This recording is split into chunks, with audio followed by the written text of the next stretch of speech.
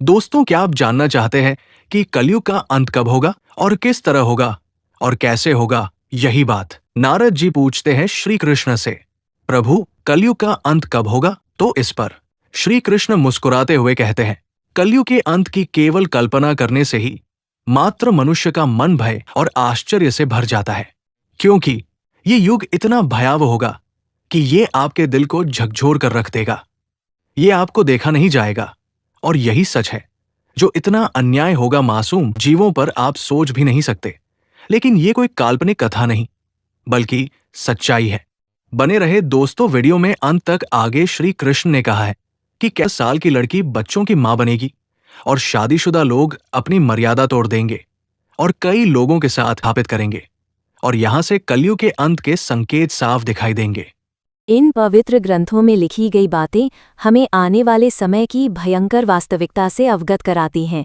इसी कारण विद्वान कहते हैं कि इन शास्त्रों का अध्ययन केवल आस्था का विषय नहीं, बल्कि एक चेतावनी है, ताकि हम अपने वर्तमान आचरण को सुधार सकें। तो आइए, आज हम इन्हीं बातों को विस्तार से समझेंगे। हमारा निवेदन है कि इस कथा को अंत तक अवश्य सुनें और हमारे साथ बने रहें, क्योंकि कलयुग के अंत को जानने से पहले हमें उन संकेतों को समझना होगा जो आने वाले परिवर्तन की भूमिका बनने वाले हैं। इस कहानी को समझने से पहले आइए 4 युगों के बारे में थोड़ा जानें।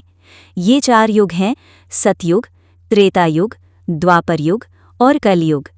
इनमें से हर युग अलग अलग है। जैसे जैसे समय बीतता जाता है, अच्छाई और धर्म कम होता जाता है और बुराई बढ़ती जाती है। पहले हम इन किताबों वाली कहानी सुनेंगे, फिर कलयुग के अंत में होने वाले डरावने और रोचक दृश्य बताएंगे।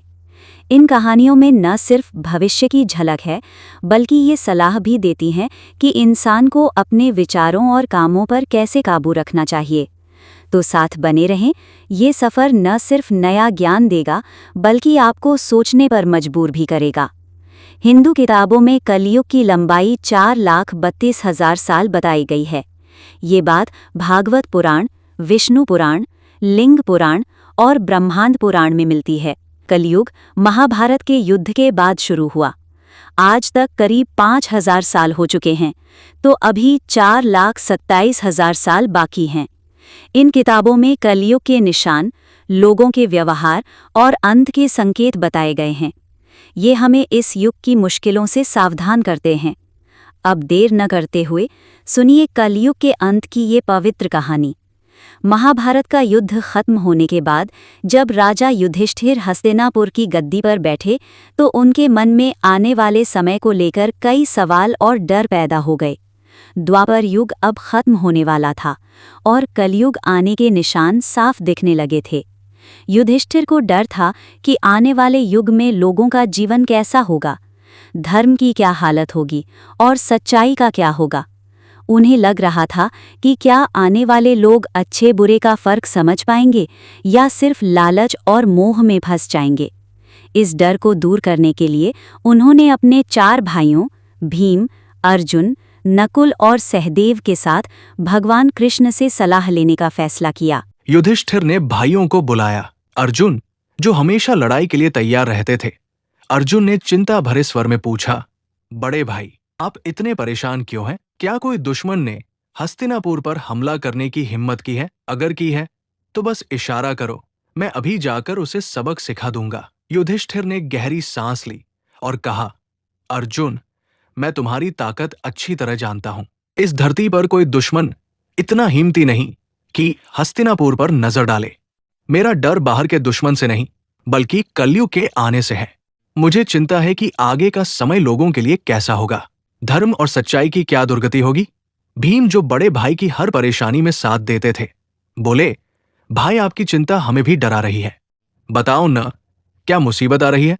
युधिष्ठिर ने गंभीर आवाज में कहा, भीम, तुम सही कहते हो, एक बड़ा खतरा आने वाला है। कलयुग के संकेत साफ नजर आ रहे हैं। ये सोचकर मैं परेशान हूं, इसलिए फैसला किया है कि हमें द्वारका जाकर श्री कृष्ण से इसके बारे में पूछना चाहिए। वही ही हमें इस डर से छुटकारा दिला सकते हैं। सभी भाइयों ने राजी हो गए। अर्जुन ने कहा, भाई, आप बिल्कुल सही कह रहे हैं। श्री कृष्ण ही सबसे समझदार और भविष्य देखने वाले हैं। चलो उनके पास। भीम ने जोश से कहा, भाई मैं आपके साथ हूं। नकुल और सहदेव ने भी तुरंत कहा कि ये सबसे अच्छा फैसला है। इस तरह सभी पांडव द्वारका की ओर चल पड़े। द्वारका शहर पहुंचकर भगवान श्री कृष्ण ने उनका गर्मजोशी से स्वागत किया। युधिष्ठिर ने उनके पैर छुए और कहा, केशव, आपको बार बार प्रणाम। आप सब जानते हैं, द्वापर युग खत्म होने वाला है। कलयुग के निशान दिख रहे हैं। बताइए, कलयुग में लोग कैसे होंगे? उनके कामधंधे क्या होंगे? क्या वो सही मार्ग पर चलेंगे या नहीं? और मुक्ति के लिए उन्हें क्या करें? श्री कृष्ण मुस्कुराए और बोले, धर्मराज, आपका सवाल बिल्कुल सही है। कलयुग को समझना सबके लिए जरूरी है, लेकिन इसका जवाब सीधे शब्दों में नहीं दूंगा, क्योंकि इसे खुद देखकर समझना बेहतर है। युधिष्ठिर ने उत्सुक होकर पूछा, माधव, आप हमें साफ साफ बताओ कि हमें क्या करना है। क्या हमें कोई परीक्षा देना होगा? श्री कृष्ण ने कहा, तुम और तुम्हारे 4 भाई अलग अलग दिशाओं में घने जंगलों में जाओ। वहां जो भी तुम्हें दिखे या फिर तुम्हें अजीब लगे या हैरान करने वाले नजारे दिखें तो ध्यान से देखो और मुझे आकर बताओ। ये नजारे कलयुग की स्थितियों के संकेत होंगे। जब तुम इन्हें देखकर मेरे पास लौटोगे और बताओगे, तब मैं पूरा रहस्य समझा दूंगा। युधिष्ठिर ने कहा, जैसी आपकी आज्ञा केशव। जहां इशारा करेंगे वहां चले जाएंगे। श्री कृष्ण ने कहा, अलग अलग दिशाओं जाओ। वहां डरावने घने जंगल है। अगर कोई आपको अजीब लगे नजारा तो ध्यान से देखो और लौटकर बताओ, तभी कलयुग का राज समझ आएगा। श्री कृष्ण के कहने पर पांडव रथ छोड़कर पैदल जंगल की ओर बढ़े। बाहर सब शांत लग रहा था, लेकिन अंदर एक अजीब सिहरन थी, जैसे पेड़ पौधे और हवा कुछ बताना चाह रही हो। पांडव अलग अलग रास्ते पर चल पड़े ताकि ज्यादा से ज्यादा देख सकें। युधिष्ठिर का नजारा। युधिष्ठिर एक घने अंधेरे जंगल में पहुंचे। वहां उन्होंने एक बहुत बड़ा हाथी देखा, जिसके 2 सुड़े थी। वो हाथी दोनों सुड़ों से बड़े बड़े पेड़ उखाड़ रहा था, जैसे उसकी ताकत कभी न खत्म हो। युधिष्ठिर हैरान हो गए और सोचने लगे कि ये अजीब नजारा क्या मतलब रखता है। अर्जुन दूसरी ओर घने शांत हरे भरे जंगल में गए। जहाँ चिड़ियों की आवाजें माहौल को अच्छा बना रही थी, तभी अचानक एक बड़ा पक्षी दिखा, जिसके पंखों पर वेदों की पंक्तियां लिखी थीं। वो पवित्र लग रहा था, लेकिन उसी ने मरे हुए जानवरों का मांस खाना शुरू कर दिया। अर्जुन सोच में पड़ गए, ये कैसा विरोध है? एक तरफ वेदों का ज्ञान, दूसरी तरफ हिंसा। भीम का नजारा। भीम एक हरे मैदान में पहुंचे, जहां गायों का झुंड घूम रहा था। वहां उन्होंने देखा कि एक गाय ने अभी बछैया को जन्म दिया और प्यार से उसे चाटने लगी, लेकिन ज्यादा चाटने से बछैया घायल हो गया, इतना कि बछड़े के शरीर से खून लगा। भीम दंग रह गए और सोचे, ये कैसा प्यार है दे रहा है। सहदेव का नजारा। सहदेव एक शांत तालाब के पास पहुंचे, जहां 7 कुएं एक लाइन में थे। 6 कुओं में पानी भरा था, लेकिन बीच वाला सबसे गहरा कुआं पूरी तरह सूखा था। सहदेव सोचने लगे, ये क्या संकेत है? सबसे गहरा कुआं क्यों खाली है, जबकि बाकी भरे हैं? नकुल का नजारा। नकुल पहाड़ी इलाके में गए। ऊंचे पहाड़ों पर हरे पेड़ देखकर मन खुश हो गया, लेकिन तभी एक बड़ी चट्टान पहाड़ से लुढ़कने लगी। वो रास्ते में आने वाले बड़े बड़े पेड़ भी तोड़ रही थी, लेकिन एक छोटे से पौधे के पास पहुंचकर रुक गई। नकुल आश्चर्य से सोचे, ये छोटा पौधा इतनी बड़ी चट्टान कैसे रोक पाया? शाम ढलते ही पांडव अपने नज़ारों को लेकर लौटे और श्रीकृष्ण के पास गए। उन्होंने एक एक करके बताया। युधिष्ठिर ने कहा, प्रभु, मैंने 2 सूंडों वाला हाथी देखा। श्रीकृष्ण मुस्कुराए और बोले, धर्मराज, ये दिखाता है कि कलयुग में राजा लोग दोहरा खेल करेंगे। दोनों तरफ सिर्फ अपना फायदा देखेंगे। अर्जुन का नज़ारा समझाया। अर्जुन ने कहा, प्रभु, पक्षी के पंखों पर वेद थे, लेकिन श्रीकृष्ण ने कहा, अर्जुन, कलयुग में पढ़े लिखे लोग ज्ञान रखेंगे, लेकिन दिल साफ नहीं होगा। वेद और धर्म का इस्तेमाल सिर्फ पैसा और नाम कमाने के लिए करेंगे। उनके काम ज्ञान के उलट होंगे। भीम का नज़ारा समझाया। भीम ने कहा, प्रभु, गाय ने बछैया को चाट चाट कर घायल कर दिया। श्रीकृष्ण ने कहा, भीम, कलयुग में माँ बाप का ज्यादा प्यार बच्चों के लिए जंजीर बनेगा। प्यार तो देंगे, लेकिन वो बच्चों को खुद खड़े होना सिखाने नहीं देंगे। ज्यादा प्यार दर्द का कारण बनेगा।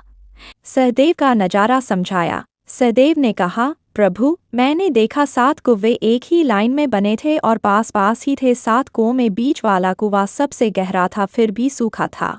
श्री कृष्ण ने कहा, सदैव कलयुग में लोग बाहर से अमीर दिखेंगे, लेकिन अंदर दया और मदद की भावना नहीं होगी। पड़ोसी भूखा मर रहा हो तब भी लोग अपनी दुनिया में खोए रहेंगे।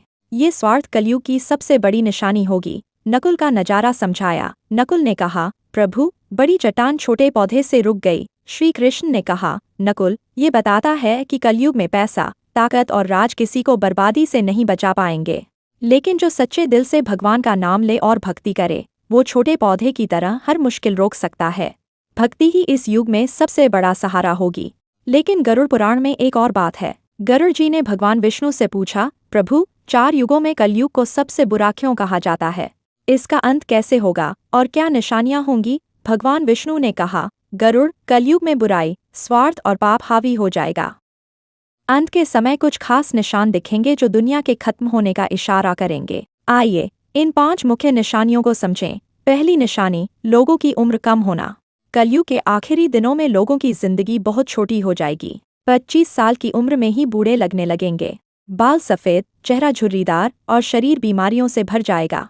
ये सिर्फ शरीर का कमज़ोर होना नहीं, बल्कि खराब खाने, बेढंगे जीवन और तनाव से आएगा। कमज़ोरी से सही से पाल नहीं पाएंगी। बच्चे भूख और कमज़ोरी से बीमार होंगे। परिवार और समाज टूट जाएगा। लोग उलझेंगे, रिश्तों को भूल जाएंगे। ये निशानी बताती है कि कलयुग के अंत में तन मन की ताकत खत्म हो जाएगी। समाज में बेढंगापन, झगड़े और स्वार्थ बढ़ेगा। ये चेतावनी है कि अच्छा जीवन और नैतिकता न अपनाई तो आने वाली नस्लें अंधेरे में डूबेंगी। दूसरी निशानी, पतिव्रता औरतों का गायब होना। कलयुग के अंत में नैतिकता इतनी गिरेगी कि पतिव्रता औरतें लगभग खत्म हो जाएंगी, जो परिवार टूटने का सबसे बड़ा संकेत होगा। शादी और रिश्तों की मर्यादा खत्म हो जाएगी। लोग पूजा, श्राद्ध, अंतिम संस्कार और शादी जैसे धार्मिक कामों से दूर हो जाएंगे। पानी की कमी से नहाना बंद कर देंगे, जिससे सफाई और आध्यात्मिकता दोनों नष्ट हो जाएगी। खाने में मांसाहार बढ़ेगा, फल सब्जी अनाज कम हो जाएंगे। कपड़े चमकीले, तंग और दिखावे वाले पहनेंगे, जो अंदर की साधना से दूर होने का संकेत है। समाज लालच, धोखा और झूठ से भर जाएगा। रिश्तों में भरोसा न रहेगा। लोग सिर्फ अपनी खुशी के लिए जिएंगे। धर्म भूलकर दुनिया के सुख ढूंढेंगे। ये अविश्वास और बुराई बढ़ाएगा। गरुड़ पुराण कहता है कि सिर्फ धर्म और अच्छाई ही समाज को जोड़े रख सकती है। तीसरी निशानी, पेड़ों का बंजर होना। कलयुग के आखिर में प्रकृति पर बड़ा संकट आएगा। पेड़ फल फूल देना बंद कर देंगे, सिर्फ शमी के पेड़ बचेंगे। लोग शाकाहारी खाना छोड़ देंगे, मांस पर निर्भर हो जाएंगे। खाना बुरा और बीमारी लाने वाला होगा। लोग कम उम्र में बीमार पड़ेंगे। गायों की पूजा खत्म, सिर्फ दूध मांस के लिए रखेंगे। ये इंसान की लापरवाही से होगा। जंगलों की कटाई, गंदगी और संसाधनों का बेजा इस्तेमाल। पर्यावरण बिगड़ेगा, भोजन कम हो जाएगा। लोग भूखे रहेंगे, नस्लें कमजोर होती जाएंगी। ये चेतावनी है कि प्रकृति की रक्षा ही इंसान को बचा सकती है। चौथी निशानी, कम बारिश। कलयुग के अंत में बारिश बहुत कम हो जाएगी। खेतों में अनाज उगना बंद हो जाएगा।